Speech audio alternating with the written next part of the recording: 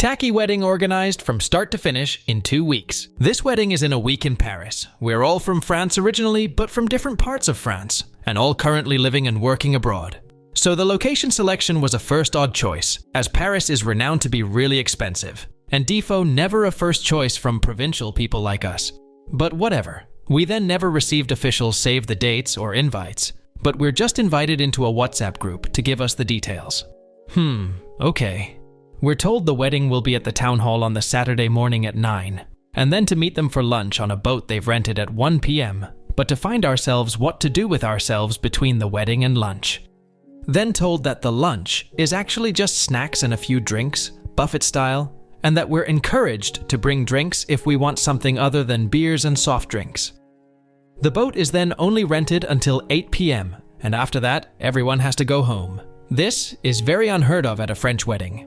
A wedding without a party is not really one. But whatever, we've then planned with a few others to go to a restaurant together afterwards, as the newlyweds will spend their first married evening and night together. But this doesn't end there. We've then been told, actually only my husband was told on a separate WhatsApp group, that we were also required on the Sunday for the actual wedding ceremony.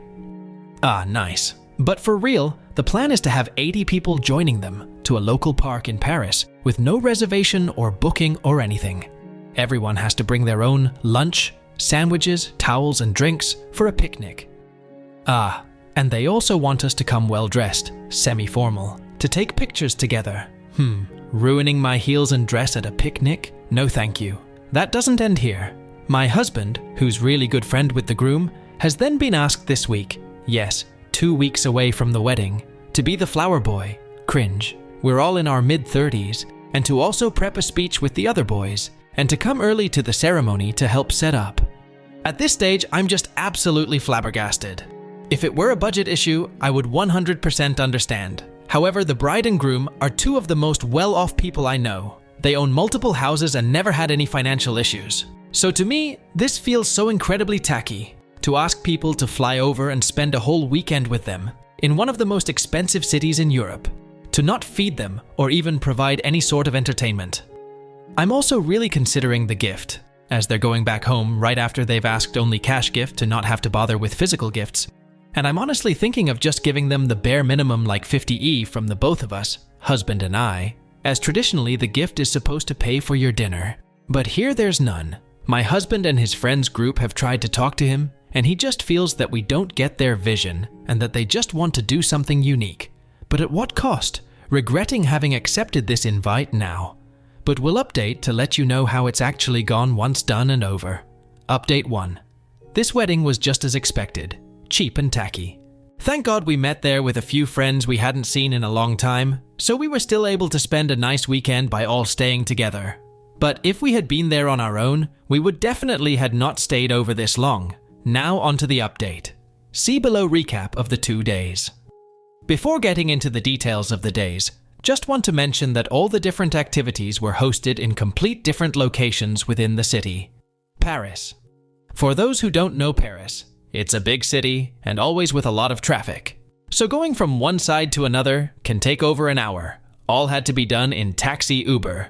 We prob spent over 150 euros just in transports. Day 1, we were to join them to the town hall at 10 a.m. for start of the wedding at 10:30. Arrived there at 9:45, no one there, fine. Grabbed a coffee next door, 10:15, still no sign of the bride and groom.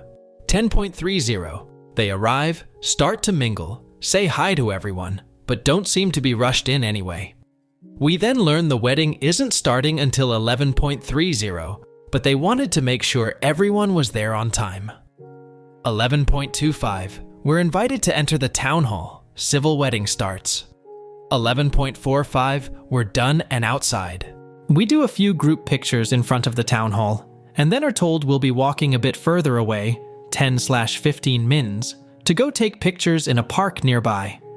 We arrive to the park. First problem, it had been pissing rain for the past 3 days, rendering the whole park muddy as heck.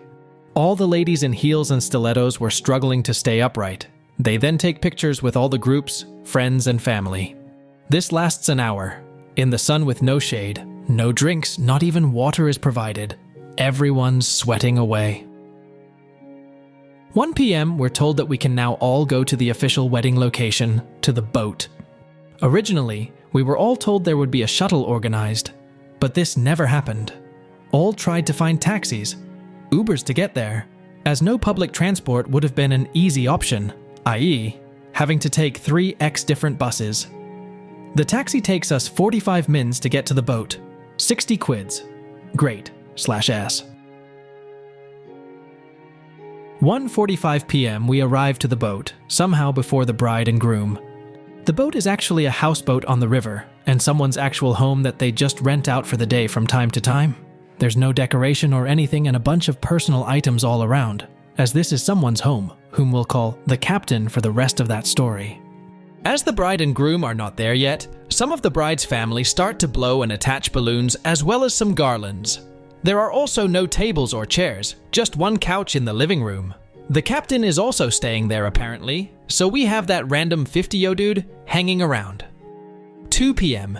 The couple arrives on the boat, but things are still being set up, so everyone is waiting around, chatting to each other.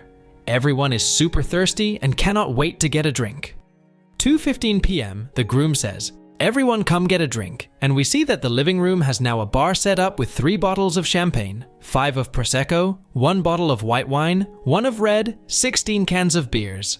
There was also 1 bottle of rum, a few bottles of Coke Zero, sparkling water, and fruit juice. To recap, we were 35 people, and this was meant to last us until 9 p.m. I can confirm that no one got drunk, and we ran out of drinks quite quickly in the afternoon. As for the food, they had pulled up a table and served some amuse-bouche, finger food, bites. These were really tasty and quite fancy, but defo not enough for everyone to feel full. The afternoon kept going, still no chairs or tables. The older people, like parents of bride-groom, were defo getting tired. Then throughout the afternoon, they had organized a couple of games, although they did not organize them as they asked a friend of ours to do so. One of them was a quiz on the bride and groom. One was a sort of enigma escape game, which was really the highlight of the day, but again organized and led by a friend of ours.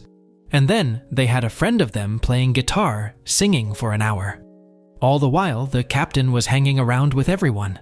Then came the time of the speeches from the family.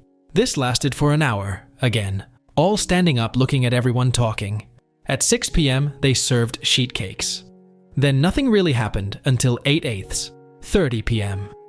As we were told, we were going to be kicked out by 9 p.m. We had planned with our group of friends to leave by 8/8, 30 so that we could still have time to go to a restaurant. However, around 8 p.m., the groom said that he was trying to negotiate with the captain to allow us to stay on longer. They managed to do so until 11:30 p.m. However, no food at all was served as dinner.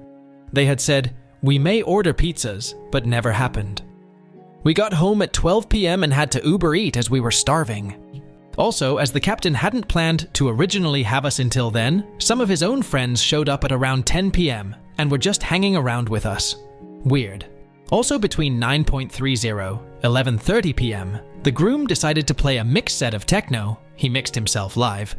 But no one had nothing to drink, and we were all exhausted from staying standing up all day. It was just awkward.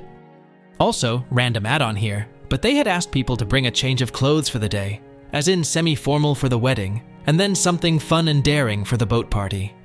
Only one couple did so, and both dressed up in Japanese kimono. The bride and all her family are Chinese. Awkward. The 2 days before the wedding were filled with WhatsApp messages in different groups regarding loads of last-minute changes and add-ons. For example, the day before, the groom asked in one of the groups if people could bring Bluetooth speakers for the ceremony. Or they sent a picture of themselves in front of 2 trees and said, "This is where we'll meet up." All guests, 80 people including kids and dogs, were asked to show up at 12, and that the ceremony would start at 1 p.m. So husband and I showed up at about 12:10 p.m. at the mentioned location, and no sign of the couple of guests. Texted friends to learn that some had shown up at 11:30 to see no one, and that the park was getting busy, so they decided to take the lead and secure an area. They still had to ask people to leave, as there was not once space under tree shade that was free really. For those who don't remember, we were also asked to bring our own food and drinks, and were encouraged to share as well. LOL. It was also meant to be pissing rain with no plan B, but lucky for them, they had a nice enough weather all weekend long. Not deserved though. Couple arrived at 12.30. In the meantime, some guests helped putting up some decorations on the tree. The bride showed up in a summer dress, the groom in shorts, runners, and Hawaiian shirt. They then start prepping the ceremony area with some balloons while they tell people to start eating. There are no chairs, none. People are meant to sit on the ground to eat and stand during the ceremony. Friends, husband and I sat together and shared our food and drinks while the prep kept going in the background. Then we're given the go-ahead to come stand in a semicircle around the couple, seating in chairs while the rest of us stands. My husband was still asked to be the flower girl despite his complaints, and they added a flower crown on his head. He was not happy and pretty much was eye-rolling the whole time. Too bad for their nice pictures. One of our friends was the officiant and did a great job with what little info and guidance he was given. But then, speeches started again. When organizing the ceremony, the officiant had reached out to friends and family of both sides to ask if they wanted to make a speech. Very little people said they would, so he had asked my husband if he could speak as a favor. Turns out that 5 minutes before the ceremony, he is told that 8 more people will be speaking after all. This lasted an hour and a half. And honestly, after the speeches from the day before, there is only so much more that can be said about the couple. We get it. She's smart, he's fun. She loves yoga, he loves tech. And if I hear one more joke with, I asked ChatGPT to write my speech? No, I'm joking, ahaha, I'll kill someone. But also, standing an hour and a half to listen to boring speeches, while bugs were dropping from the trees on us, was just a nightmare. Kids were getting super frustrated as well, poor things. The officiant even made a joke about how he could see some people getting weak in the knees, and so could sit down. But oh no, the chairs haven't arrived yet. The face of the couple was absolutely priceless. Loved having them getting a bit of shade. Then they did the exchange of the rings, and the groom had organized a little prank on his wife, which thought would be fun. He had a friend of his bring the rings in a little pouch, attached to a few helium-filled balloons. They then pretended to let go of the balloons, and they obviously flew away with the wind with the supposed rings. The bride and most people were kind of horrified. And he let that joke go for a good 5 minutes, leaving the bride panicking about their rings, and him saying it's just material things and accidents happen. Then another friend came up and said that was a joke. Aha, here are the rings, eye roll. Ceremony ended, and we all went back to our blankets to finish our sandwiches, and then they finally came around with the food they had promised. We each got 1 cherry, 1 apricot, and 1 piece of the sheet cake left over from the day before. Cool. We then had a train to catch, so didn't stay much longer. But they apparently did another game in the afternoon, and a group pic with a drone, and that was it. From speaking to the family of both bride and groom over the 2 days, we know that they were all pretty disappointed with the weekend as well. So that was it. Defo won't be participating to their wedding fund there, or sending a gift. Still don't understand what is wrong with them, and our friend group and us have all decided to take a break from the couple for at least a few months, as we're so pissed off by the lack of respect from this joke of a wedding. Update 2. 3 weeks after the first small update is that about 3 weeks after the wedding, my husband received a text saying, "Hey bud, just wanted to check if you didn't forget to send us a gift. We can't see your name in the gift list, so just want to make sure we're not forgetting something." Obviously, we were pissed. What a rude thing to ask for. Clearly, making sure to not miss anything is an excuse to say they figured out we hadn't participated. But also, asking this 3 weeks after the wedding?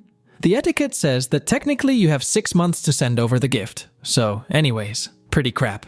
But right away we checked with our group friend that attended and also didn't give, and all of them received the exact same text. Yikes. I wanted to reply with all the things that went wrong and tell them to F off. But my husband and the rest of the guys decided to just ignore it for now. And they all replied something in the vein of, sorry, between all the money we spent for and during the wedding and the summer holidays, we've been a bit tight for cash, so we haven't sent anything yet. And still to this day, we haven't given anything to this sham of a wedding, 6+ months after. So that was right after the wedding. And after that, we took a break from the couple and just kinda ignored them. However, it looks like pretty much all their friends and family decided to do the same, so they started to realize that something was wrong. For example, He had organized in November his 40th birthday, but no one that attended the wedding went. So just before Christmas, the groom reached out to my husband's friend group, him plus 2 other guys, the same group we were with at the wedding, including best man, asking for answers, what was going on. And I think that while everyone kept everything to themselves this whole time, him asking them why everyone was icing them and saying that they really didn't get why this could be happening, well, basically opened the can of worms they probably didn't expect. So from that quick chat convo, a group call was made, where the 3 guys, inc my husb, pretty much told him all that went wrong at his wedding, and why it was crap, and why everyone was feeling like this, and how disrespectful the whole thing was. And the groom was really shocked, but kept pushing back on trying to gaslight the guys into thinking that it wasn't so bad, that they all had a great time, etc, etc. But the guys were prepared and just told him everything we all felt. That was a long call, and by the end, the groom was pretty defeated, but he apologized for making us feel this way, and they all agreed to take some time apart to heal the relationship. After that, the groom and bride pretty much did the same with their own families, thinking that the friends had exaggerated and that their families would be more supportive. But oh no. From what we've heard afterwards, the chats with the families were not good. They both were extremely disappointed in them. The bride's family was even ashamed by the events and had to ring several family members that had attended and given large checks and apologize on their behalf. Yikes. So after all these convos, they finally understood that it was a big deal and that they had massively fucked up.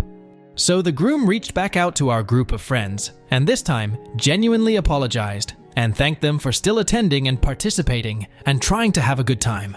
More private convos between them and the rest of the guys have since happened, and the groom has been trying to repair slowly the relationships, but everyone is still keeping them at arm's length, and their convos are now very superficial. So that was that for a while.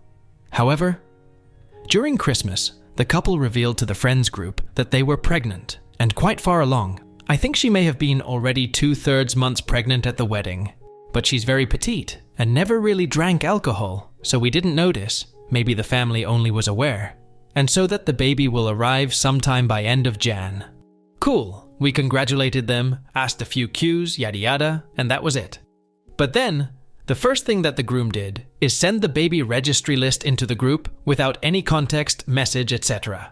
Like, no, we'd be super grateful if you could participate, with all the items on the list being super expensive, which pissed off the group once again, and one of them bluntly said, "Fuck off, are you gonna ask us for money every time we talk? Can't you F***ing read a room and learn from your mistake?"